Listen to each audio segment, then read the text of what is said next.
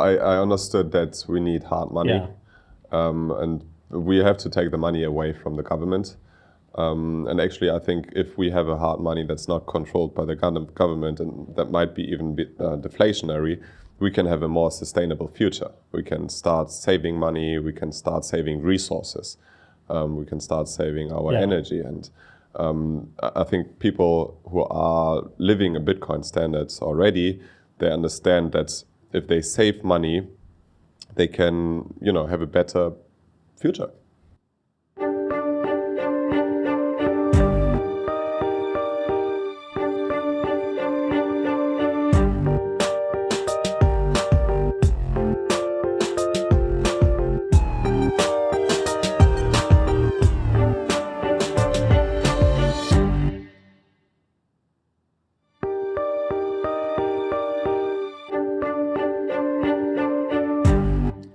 Albert, I'm glad we caught you before you head back to Germany.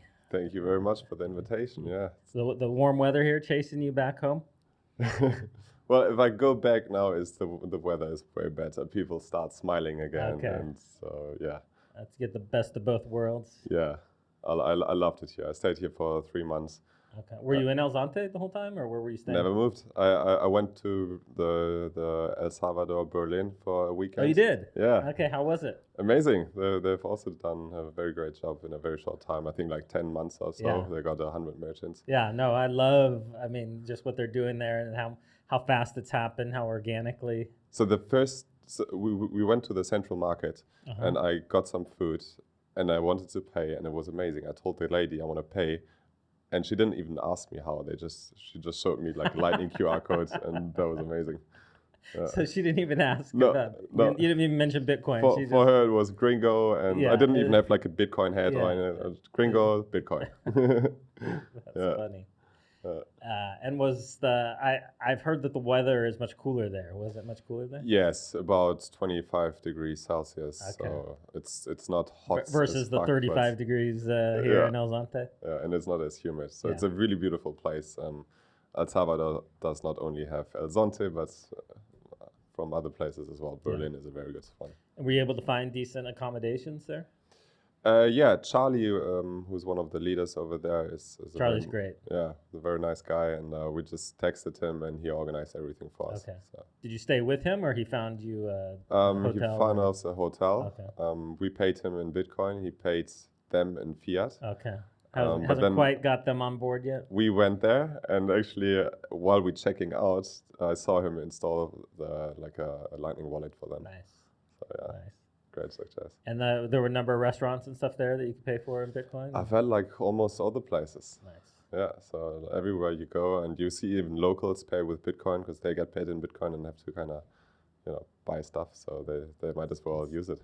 It's so amazing seeing that happen so quickly. Yeah. It was such a slog here in El Zonte to get it going, but I think that's how these things happen. Like once you see it kind of spiral out from where it starts, it's so much easier because people have a roadmap to go by and they know what works and what doesn't. For sure, they learned a lot from you. I mean, they are now in a better situation because they started basically on, I don't know what the Bitcoin price was, but like 20,000, and they've been on one way now.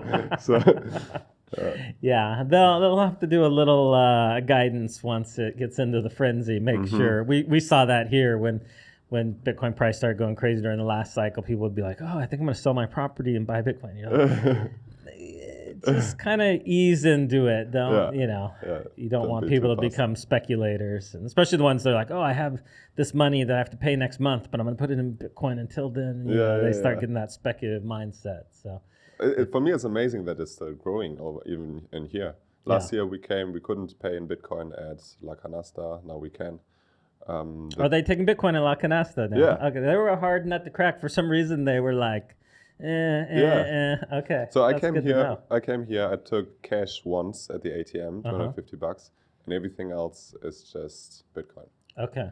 So you feel like in being gone a year, you've seen a major positive change. Well, even in the 3 months we've been here, like in the beginning where we came here, the tienda next door didn't accept Bitcoin. Now they have a huge Bitcoin sign.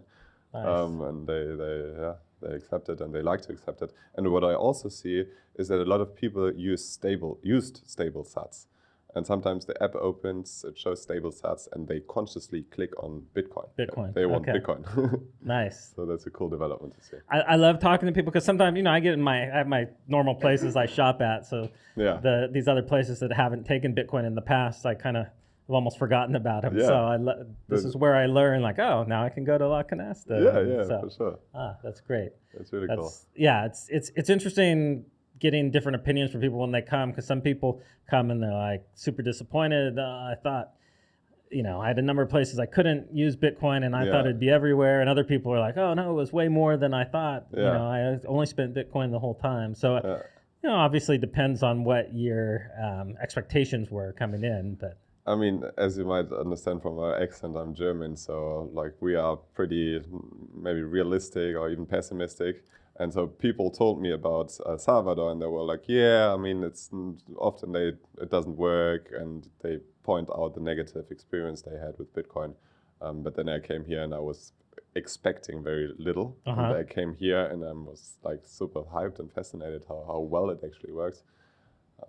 What's amazing now, I see transactions, they go through faster than credit cards or cash. The way they're doing so many of them, they just done and they're done. Where you see somebody doing a credit card transaction, and I got to bring the receipt to sign, and And I mean, it just makes sense. So at La Canasta, we pay, we got a good price. I think per month is like $1,000 or so. How do you pay those $1,000? So you can either pay with credit card. It's 5%, so it's $50 of fees, which is ridiculous.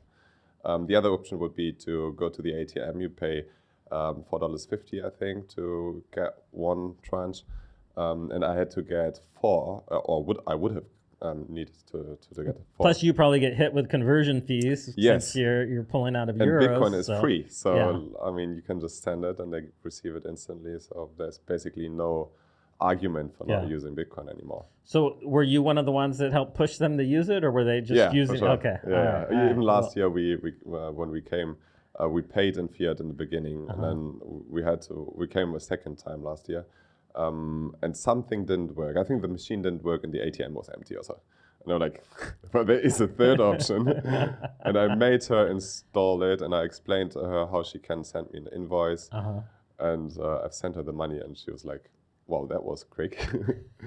Maybe I like to think that was one of the orange pilling ones. No, that's great, because I remember talking to her very early on, and I think she had a partner in it, and they were just kind of skeptical, and I didn't push it beyond that. So I've seen these things. Usually they take a little time, and people come to it when they're ready. But it seems like now the majority of the shops, and I keep hearing this from more and more people that before were like negative are now like.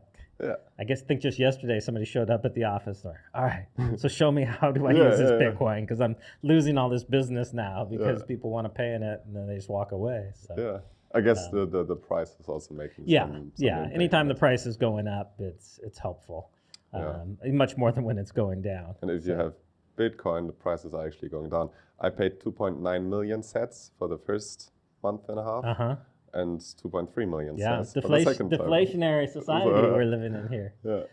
It's well, now our job is kind of to get back out there and revisit with the shops and make sure that they understand the security and that aspect, because for a lot of them, they've been taking Bitcoin for a long time and they're still using it on their phone. And before it wasn't that much money, but now it's a significant amount of money. I'll see sometimes they flash their phone and I'm like, you should not hold that much Bitcoin in a custodial phone wallet. We need to get you a hardware wallet. So it's also good timing that they opened now a hardware store, Bitcoin hardware store. No? So. Have you been in there yet? Yeah, many times. It's pretty awesome. I was super stoked to see that come in. People should go there. Great service. We just did a podcast with them last week. I think.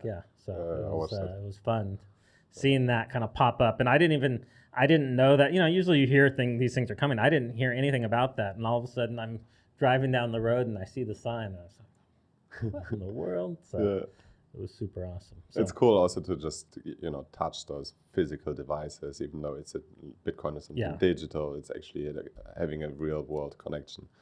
Well, and I think a lot of times people too feel like stupid, like, okay, I've been in Bitcoin for a long time and I still don't understand hardware wallets. And so they're afraid to just order one online because they don't know if they'll know how to use it, but they don't really want to ask people. So that's a great environment where they can go in and not feel self-conscious and just say like, hey, explain to me how these work. And people can play around with them and see which ones they like. And so it's a great addition to have here in Zonte.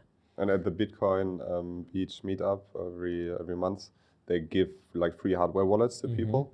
And my girlfriend was actually one of the lucky ones who got one. But one of the Jades? One of the Jades, yeah. And she struggled to install it. She never had a hardware wallet, so it was really new for her. And that specific Jade didn't really work. It was a little buggy. Also, so we went to the Bitcoin hardware store. I've had some issues with. I mean, I love the design and I love it has the camera built in, but the wheel, I don't know. I've had some issues with the wheel. Just kind of keeps spinning. I don't know if you. I haven't had that, but I tried to update and it just wouldn't. Okay. And it would just stop and not react anymore.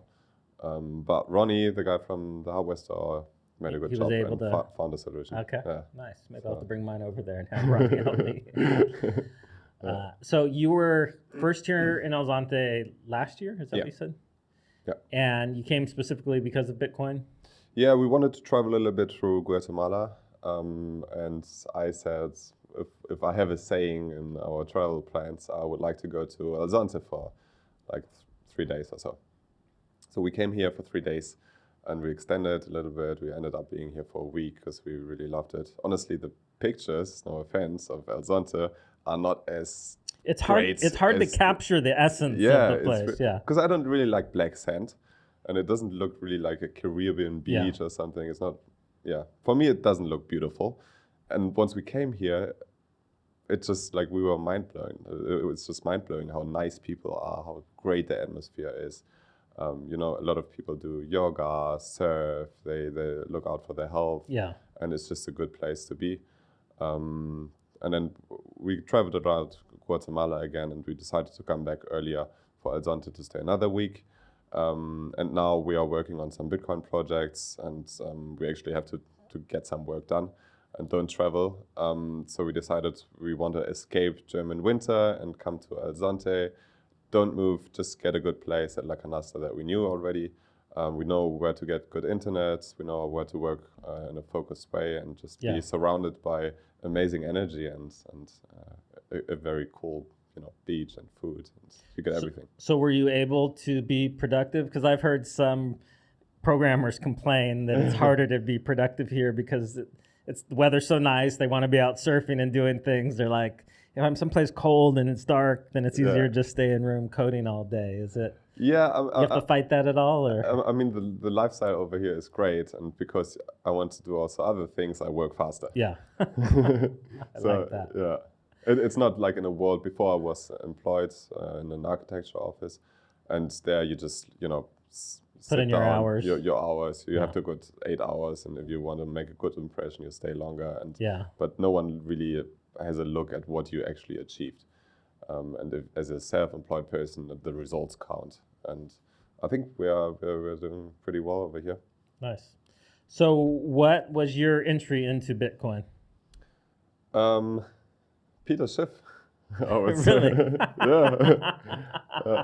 I think Peter Schiff gave me kind of like the economic understanding of how society works. He had a very good video on I'm the 1%, I think. He went to New York and to the Occupy Wall Street people and said, I'm part of the 1%. Have a discussion with me. And I watched that. It's like 2 hours and it's hilarious. He has the best argument. And that got me kind of in the world of then Austrian economics. And it got me kind of like interested later on then into Bitcoin. But I was too shy and not technically advanced to buy it. And I only got the courage to get some to get into Bitcoin through my brother, who invited me once to a steak restaurant, and I asked him, can I get everything? And he said, well, let me look at my Bitcoin wallet. He looked at it and he said, yes. And I'm like, what the fuck? Are you a Bitcoiner? And he's like, yeah. And so I got interested into it as well. That was like 2017. So Bitcoin was doing well at that time? He was. Yes, yeah. It was 2017, and My birthday is on the 17th of December, and that's like when I bought the first sets, the all-time high. Of course. Everybody's got to get in at the all-time high. Great timing. Yeah, that's funny. So that was what first introduced you to it, but you already had that kind of mindset from the Peter Schiff. Yeah, so I understood that we need hard money, and we have to take the money away from the government. And actually, I think if we have a hard money that's not controlled by the government, and that might be even deflationary, we can have a more sustainable future. We can start saving money, we can start saving resources, we can start saving our energy. And I think people who are living a Bitcoin standards already, they understand that if they save money, they can, have a better future in the end, and they don't consume as much. They don't buy cheap products and throw them away after using them like one time. So I think it can have a great impact. I've been kind of surprised that I would have thought that the Germans would have been more prepped to come into Bitcoin because of the history in Germany. And Germans have always been about having strong, hard money. I know even when it went to the euro, a lot of Germans were like, what in the world are we doing? We're going to trust the Italians and the Spanish to be part of this, block that creates this currency. So I would think it would be natural for them to want to go to Bitcoin. Why do you think that hasn't happened more? I think it has happened. You do? Okay. I think the Bitcoin community in Germany is one of the strongest in the whole world. Really? Yeah. We have, per capita, I think we have the highest amount of Bitcoin nodes running. I did not know that. Okay. Yeah, maybe they're just not that vocal. Probably not. But we had the first bar accepting Bitcoin. I remember that, First beer payments, first wheat, first everything, burgers, and Room 77. And now we have a decentralized community called 21, which means 21. Okay. And basically everyone can be involved and just start a meetup. And there's like a website with a map, and they probably have hundreds of meetups. Okay. The meetups in Berlin are also very, very, you can basically find every week a meetup, and it's full of people. The restaurants is always dominated by, 50, 60 Bitcoiners. And they come from all sorts of different backgrounds. It's very fascinating to see very technical people, or people from finance, or just like drug addicts, or communists, or politicians, and it's very cool. Yeah. Well, that's good to know, because I don't know, for some reason I just assumed there wasn't much happening there, but. I told you before, you should come to Berlin. The atmosphere there is also really, really amazing. Have to put that on the list. It's a good energy, yeah. So you finally bought Bitcoin through your brother. Yeah. And then you were mentioning earlier you got involved with a Bitcoin Hostel project. How did that develop? And was that the first were you looking for a way to be involved in Bitcoin with the work that you do? Yeah, I studied architecture. And even during my studies, I already tried to do something with Bitcoin, and I didn't fully understand it yet. So I wanted to make an archi coin, so some shit coin where you can develop property, and the architect can be, get part of the revenue of that house, which is obviously not possible, as I know now. But that was like the first idea, and then over time I was thinking more of how to get involved and what to do, and the Bitcoin Hostel would be a great idea to, take my skills as an architect, build really some physical place for Bitcoiners, and help people get into the space, make them understand that Bitcoin is really something that actually is not bad for the environment, that's actually not only used by criminals, and it's basically just better money. Yeah. And we wanted to price things in Bitcoin and in sats, so people really understand the language of money. And is the idea, is this a place that people would it be like a normal hostel that people are just passing through, or would it be more of a place that people are there for longer stints of time working on projects? Yeah, so the idea would be to say, well, this is actually just a regular nice hostel where people can spend good time, but they can also get the values of Bitcoin, which obviously is subjective, but in my opinion, Bitcoin is something that people might want to eat organic food. People want to have a long time preference, so they want to be healthy. They want to maybe meditate. They don't want to do sports. They want to communicate, and all those things can be done over there. And then at the same time, people should not just have fun, but by having fun, they should create memorable moments and tell their friends and family, the beer over there doesn't cost $2; it costs like 3,000 sats, and really understand. And if you stay there for longer, we wanted to do also like co-working spaces, and there you can stay there for many months. You basically think in Bitcoin. You know the prices, what in sats, you don't know them in fiat anymore. That's kind of like the idea. I started it, I think, in 2021 at a very bad timing, or 22, a very bad timing. And I had, the initiative starting out, but I didn't get enough traction to really get things ongoing. Now more people are interested. I think you have some preliminary designs. Can we throw those up, Paco? So the idea was to make it a place that's very welcoming, that kind of encourages community interaction. Yeah. So basically, this is an old Roman house, villa, and I'm seeing, as an architect, many architects are in love with glass and concrete, and most normal people are not. Yeah. And because it always looks the same everywhere. I mean, you have no idea whether it's in New York or in Dubai or in Berlin, so it all looks the same. And what they built, the old Romans, is something that I guess every normal person just likes. No one goes there and says, well, those columns are ugly. Those gardens are ugly with a little waterfall and the naked babies. So I think that could be a good inspiration for a version of a Bitcoin hostel. It holds forever. It can become like 2,000 years old or so. Yeah. And it's a space that is really made of, it's quality. It's very communicative. People like to just hang out there, and that could be an architectural idea. And I've made a sketch of how that could look like. This is just without going too much into details, but a lot of bedrooms that can be, for all sorts of people, whether it's couples, whether it's single travelers, or people who would like to stay there for longer. And then what's really important is to have really communicative areas outside and inside. It has a central garden. It should have a decentral garden. but yeah. A decentralized, centralized garden. Yeah. Yeah. I mean, this is just one idea. One of many ideas. Another idea could be to just start out with a lower budget, where we would need to just get some land and start out with glamping. Just 2 or 3 tents and maybe some spots for people to park their vans, and then just communicate and talk about Bitcoin. And then from there, it can start out to grow and become bigger.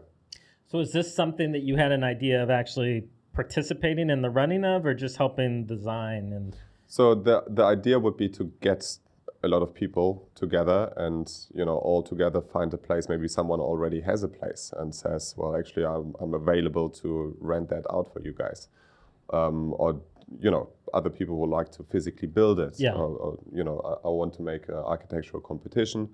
Some architects could also get involved. And everyone who has a talent is welcome. And we have a Telegram group. They are welcome to join and put some ideas. Follow us on Twitter. And so has there been any like concrete places that have been proposed that have that could possibly move forward, or is it still in the dreaming stage? No, actually, last week I was talking to a guy in Portugal who has a similar idea. And also he said that he wants to, build a community, and he wants to not make it alone, but actually wants to find people who want to do it with him. Yeah. Maybe someone can make, a pizza place, and someone makes a bar, and then the next one makes the hostel itself, and the next one even like a co-working space. And you have a lot of, those hippie communities around the world. They all fail. because they're all fucking socialists. We would make it in a capitalistic way that people go there, they get involved, but they don't do it because, well, they do it because of, you know, love and passion to Bitcoin. But in it the makes end, financial sense also. It should make financial sense, yes. That's the idea. No, I love that. So if people want to kind of follow along with this, are you guys on Twitter, or is it an open Telegram group? Or Twitter is Bitcoin Hostel. I think that you've had Twitter, the Telegram there as well. Okay. Yeah. Okay.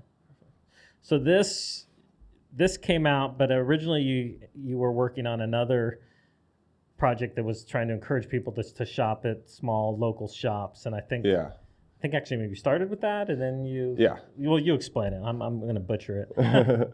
So yeah, basically after I finished my studies as an architect, I traveled the world a little bit. I actually met my girlfriend in Indonesia, and you know. Is she Indonesian or? No, she's Italian. Okay. Yeah, but we both like to travel a lot. Yeah. Where in Indonesia did you guys meet? Nusa Lembongan. Really? Yeah. So that's where I went on my honeymoon. Really? Yeah. What the fuck? In fact, my wife almost drowned the first night because we went, you know how they have those big tides that go in and out there?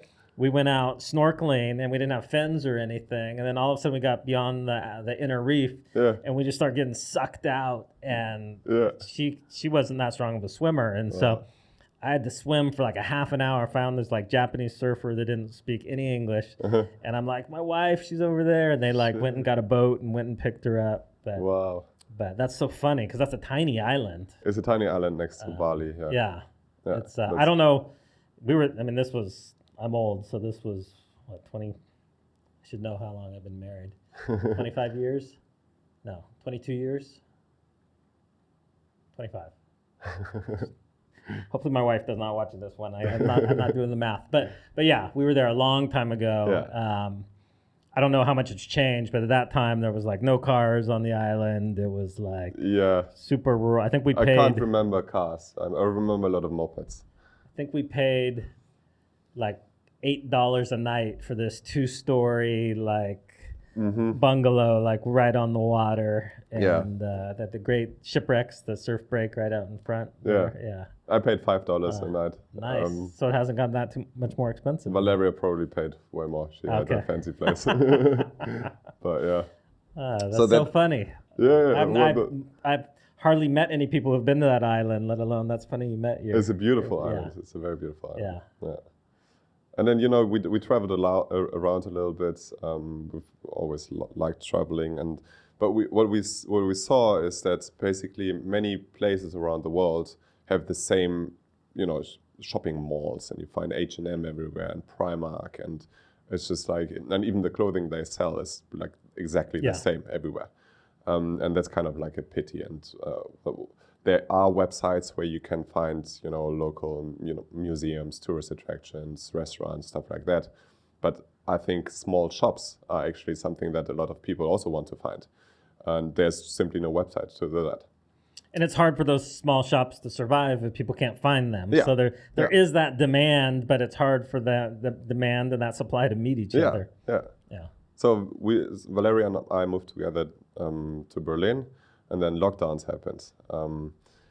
It's pretty instantly, and you know, people came to Valeria's place. She was working actually in a shop, and tourists were coming to her and asking her, where can I find small local shops in Berlin? Because it's not obvious where they are. And she went online, and she's not from Berlin, so also she didn't have anything in mind, and she couldn't find a website. And then we said, well, okay, fuck it, let's just create a website ourselves, starting with Berlin. As I said, the lockdowns happened, so a lot of shops had something to say. So even though we didn't have a website or any programming skills or so, we went to different shops and asked them, can we make interviews with you? And they loved it. They wanted to tell their story because apparently no one gave a fuck about them. And, you know, that's how we started to do the first interviews, and we had a map and just put, you know, the locations in there, and that was pretty simple, built with Wix, and that's it. So people can go to the map and then they can click on the location and then see the interviews and see the it wasn't that advanced that you could click on some pins, but yeah, we had basically just a feed of interviews. and then on a different page a map with all the pins, and that was like really, really basic. Yeah. And we did the interviews, and it was really, really time consuming because you have to think of the questions. We did it first as a video, then you had to edit everything, and then we decided to just send them written questions, and they had to send it back. We had to go back and forth, and it just took a lot of time. And we were like full-time employed doing some other things, and that wouldn't pay us. So, I mean, we just did it as a passion. Yeah. And it kind of shaded away a little bit. We were doing it sometimes, doing it other times. We kind of wanted to get away from Berlin, and that's how then the idea of the Bitcoin hostel came. That was that, well, fuck it, we don't want to live in Berlin anymore. We just want to go to some nice place, have a good life, communicate, hug people, have human interaction, be humans. Yeah. And I think lockdowns really made people realize how important that is. Yeah, you take it for granted. I mean, they wanted to taken away from you. They said they wanted to save lives, but the lockdowns actually are like, I mean, what is life? Life is communicating with people, hugging people, being. Well, and so many studies show that people are healthier if they're in community. Of course. So now you have all these people that are sick and dying, of course, because they're lonely. So. I mean, they closed down the gyms. No one can the tell me beaches, that. It's crazy. Can't tell me that this has anything to do with health. But yeah, we got kind of pissed off that situation, and then we wanted to do the Bitcoin hostel. Wanted to see if some people might like it. Actually, we got 2,000 followers on Twitter, so actually there was a good interest, but we couldn't finance it. And like that was like the main issue. Yeah.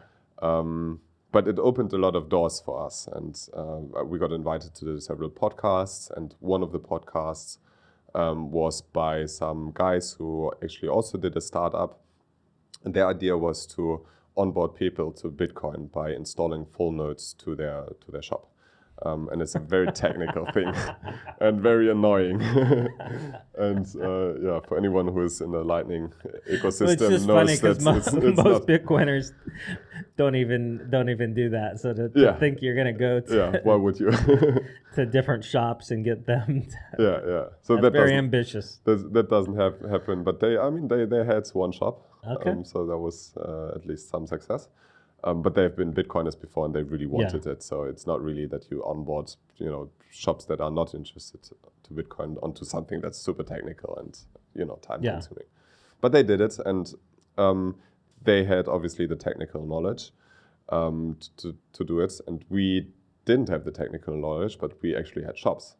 So at some point we decided to, join forces, get together, and create this website called smallshops.com. Where we basically show people not just the locations, but now it's developing into a marketplace where people can actually, click on the pin and get the direction, get discounts if they buy through our website online, or get cashback if they buy in a physical shop. So how do the logistics work for you guys? If they buy online, do you just pass that along to the store, and then the store has to ship it? We basically connect buyers and sellers. That's our job. Has that worked, or has that been, I know for stores that aren't used to shipping things, that sometimes that can be a challenge. How's that been? Many don't really like shipping. That's why I think they really like also our website, because we tell people to actually go to the physical locations. They don't have to ship stuff. They don't have to, refund stuff. People just go in there, they get a proper, education, can touch the material, and then it's way better for the clients but also the businesses. So that's what we are doing. Tell the people to go there, and they have to just do their job as they normally do. So there is an online option, but you're trying to push them to actually get into the stores and buy in person. Yes. Okay. Yeah. And then where does Bitcoin fit into this? Well, the idea is to onboard, first of all, the buyers. Everyone can pay every product with Bitcoin because we handle the payments. And then we want to onboard also the merchants to Bitcoin by showing them in a playful way how to accept Bitcoin. They might get micro rewards for uploading content, for screen time, for any favorable action. They can get small amounts of Bitcoins and sats, and then they can use that for tipping maybe other shops, or if they read an interview that we've been doing previously, they can tip it, and that's how they kind of understand the value of it. And then we can also give discounts if people pay in Bitcoin. So kind of like in a very non-toxic way, we want to introduce people who really might not even not be interested, but even opposing Bitcoin because they say it's killing the environment and it's, you know, just used by criminals. And all of a sudden you go on a website that says, well, we sell eco-friendly products and you can buy socks with Bitcoin. So that might it disarms them from that, you know, all the baggage that they maybe had when people mention Bitcoin. Yeah, that makes sense. And it's just like a better way to pay. It's cheaper. We have to pay. We're using Stripe for fiat payments, and they charge about 3%. We take 15% of all the products as a commission, and if you take 3% of that, that's like 20%. That goes away from our revenue. So if we can bring that to close to zero, that's obviously way better. So we are incentivized to bring to educate customers to pay in Bitcoin and to educate the shops to accept Bitcoin. So that's our way of, you know, onboarding people into the Bitcoin world. And most of the shops so far, what's been their response to that? So one story I like to tell is when the first time our programmer came to Berlin to visit us, he obviously wanted to see the shops. He wanted to get to know me and Valeria and wanted to get the shops that we are promoting. So we took up our bicycle and were driving around Berlin, and we went to the first shop that was part of our website, Kosai. And, you know, we talked to each other and she asked us, how did you get to know each other? I was telling that story with the Bitcoin Hostel in the podcast, and she's like, well, isn't, you know, she was asking all the standard stuff, isn't Bitcoin just for criminals? Isn't it bad for the environment? And we talked about Bitcoin for like 10 minutes or so, or 20 minutes. And then next topic, I was looking around the shop and I found some nice jewelry. I wanted to buy something for Valeria, but I didn't have any fiat. So I told Leon, can I pay you in Bitcoin and you pay that to Henrike, the owner of Kosai, in fiat? And Henrike said, well, actually, why don't you just pay me straight in Bitcoin? Because now I know it's not for criminals, and now I know it's just a good way to pay. And I actually bought some jewelry with Bitcoin in her store. She's now on BTC Maps. You can also buy in awesome. Her place. And but that's just one anecdote of, you know, how people react oftentimes to what we are doing. And we don't really want to talk about Bitcoin all the time. That's why it's called small shops. It's not like Bitcoin marketplace or so. Because we really want to focus on people who might be even like on the left side of society and of their views, and just show them it's very useful, it's cheap, it's instant, and it's actually something that's very fair. You don't have these big corporations taking all these fees. I mean, when I'm talking to people, I'm like, why are you defending? Well, first of all, why are you defending, you know, the pharmaceutical industry, and why are you defending now the fucking banks? Like, the credit card processors. Are you aware of what you are saying? Like, there's a money that is not controlled by any government or any large corporation, and you can use it to buy eco products, for example. That's something that we want to do. And actually, next month we will start the marketplace. And the way it works is basically here's the map. You can scroll down the feed. You can filter by different cities and categories, and then you can click on one of the shops you like, and learn about the production methods. You go to the next slide. You can really see the faces behind the brands. You can really understand what passion they've put in there. A lot of people, they're not just selling products, but they have a shop interior that they put a lot of love in. The production method is something that's, oftentimes is made by hand, and sometimes there's a little mistake, but you get something that's made with love. You buy not just a product, but really a story. And then you can scroll down, and you'll find the location with the opening hours, so you can go out in the real beautiful world and buy the product over there, or you can just buy it on our website, or you can just have a look at the products on our website and go pick them up in a physical shop or anything like that. And finally, you pay everything in Bitcoin. At the checkout, you get discounts if you use the referral code of a friend. And if you go to the physical shop, you just purchase the product as you would normally do, and then later upload the photo of the receipt to our website to get 5% cash back if you want in Bitcoin. And that receipt we can use to prove to the shop owner that we are charging a 15% commission on that specific purchase. So that's the idea. And so far, the shops that have been onboarded, are they like in, a few different hubs, or are they kind of all over the world, or what's the geography of the stores? So we started out in Berlin. We have more than 50 shops already in Berlin. But now we are spreading out more into other European cities. There's like Paris, Lisbon, Barcelona, Milan, Rome. There's a conference in Malta now, so we got a bunch of shops in Malta, Munich, Hamburg. But we got also the first shop now here in El Zonte.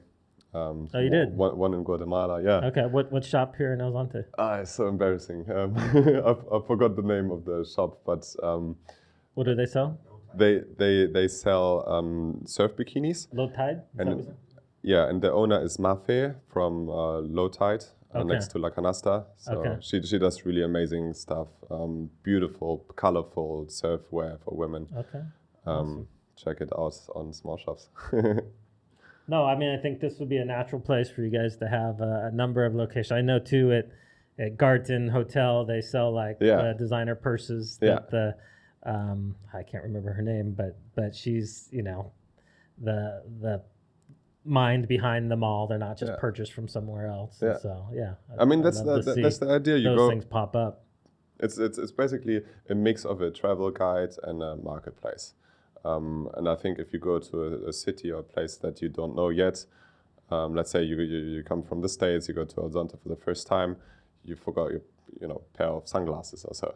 You want to buy it maybe from some local artisanal thing, that's not just some random sunglasses, but something that you just like to use many times and like to think about, like where you bought it. Maybe you got an interaction with a producer. Maybe you even see the production, and that's a whole different thing than go to H&M and just buy something that breaks down after a year. Yeah. So what's the timeline for you to be able to devote yourself full time to this? Well, last year I've actually worked full time on it. Oh, you have? Okay. Yes. Okay. So you're no longer working as an architect. I'm no longer working as an architect. Okay. I quit my job and awesome. Doing this now full time. I might need to get some side jobs on the side just to finance my life, but I've decided you're all in. Like, I'm a free person. I want to spend my time the way I want. I want to build something. I want to be in the Bitcoin space. I think we just have one life, and we should use it to improve Bitcoin and have a good life. So you think you'll be back to El Zonte next winter? The likelihood is very, very high. Yeah, I would like to. I was actually I'm asking some people if they know property to rent or even to buy. Maybe the Bitcoin hostel should be here. Yeah, I'm not sure. No, I think that there's a lot of potential areas for that. Yeah, and a lot of people that are interested in doing that. So maybe even from this podcast, we'll get some people that have land or have capital or whatever that want to go forward with that. Yeah. I think it's super important that we are now transitioning to a unit of account part of the money. 100%. I love that. I think everything should be really priced in Bitcoin. Obviously, we have to be realistic and we have to think, like, if the fluctuations are too high, we have to find a way of adjusting it. In the restaurant, we do the Bitcoin meetup in Berlin. We have, those those screens that you had in airports. Yeah. Those flipping stuff. Yeah. You could do that for the prices, if you wanted to. It's a cool atmosphere, but it's also a good way to stay flexible. Yeah. Yeah. No, that's a challenge because a lot of their supplies and stuff are still priced in fiat, and so if it moves too much. Yeah, and in either direction, because if the price is going up, then some people think it's too expensive to. Yeah. So you do have to kind of adjust, but I think that's very important that we get people thinking in sats, and hopefully in 5-10 years from now it'll just be normal to price in sats. Yeah, that we'll have to think to price to go back to dollars. We'll have to. That will be the tough thing to do. Yeah. But it's actually true. I mean, if the price goes up, then you might be willing to, purchase more things. Yeah. And maybe when the price is down, you try to not invest in a lot of things. I mean, I'm now thinking about getting a new laptop, but since I believe we're not yet in the bull market, Yeah. I might be able to, hold back on that for another half year or year or so. I know there's a lot of people looking to buy land or properties here in El Zonte, or El Salvador in general, but they're that same thing. They're like, I want to buy it now, but I think I'll be able to get so much more in a year from now. So I'm like, find somebody that will let you do a down payment and then, tell them you'll pay the balance in, 15 months or something like that. And, there's different kind of ways around that. So. I mean, I was always, I grew up in a family where, my whole family was based on, property. My dad bought, pieces of land and developed houses on there, and then sold them or rented them. So for me, that was always normal to do that, and I wanted to do that as well later on. But now I'm kind of more thinking, well, actually, if I have to buy something, why would I buy anything else than Bitcoin? And I met some people in Berlin. Tim is his name here. He's building a hostel there as well. He's renting out a beautiful place with a view on the jungle and volcanoes, and really remarkable place with lots of flowers and a pool and, pool table and barbecue and several houses on there. He pays $750 per month. Really? Wow, I paid almost double in my little house in Berlin.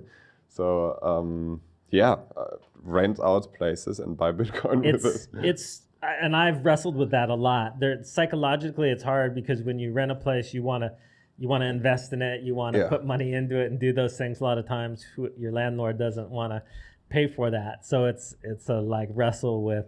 But a lot of times, you are still better off doing that and holding your wealth in Bitcoin. So. I mean, it depends obviously how much you have. At some point, I'm pretty sure it makes sense to also buy some property. But from my point of view, if you're limited and you have the choice between Bitcoin and property and you have to choose one of those two. Well, I think for your personal place to live, I think it's not all about the financial aspect. It's nice to know you own it, that you're not going to be moved. But beyond that, acquiring investment properties, I think it makes more sense to well, I'm buy not even sure if you're if it's guaranteed that if you bought a property, you can always stay in there. And I mean, in Germany, we just had they voted on something that they were asking, like, if a company has more than 1,000 flats or something, should all the flats that are more than 1,000 go to the government? So they're robbing people, even though it's their property. So that's kind of that's socialism. Yeah. And the same goes with the property tax, which is basically a rent. So I'm not sure if buying is really smart at that point. But that's a nice thing. At least so far, there's not really property tax in El Salvador, so that's a good one. Makes it more compelling for people. Yeah. So, anything else that you want to talk about or make sure people know about what you're doing or what they need to do when they come to El Salvador to visit? Well, first of all, everyone should come to El Salvador. It's a really, really beautiful place. Even if you're not a Bitcoiner, you can just come here, have an amazing time.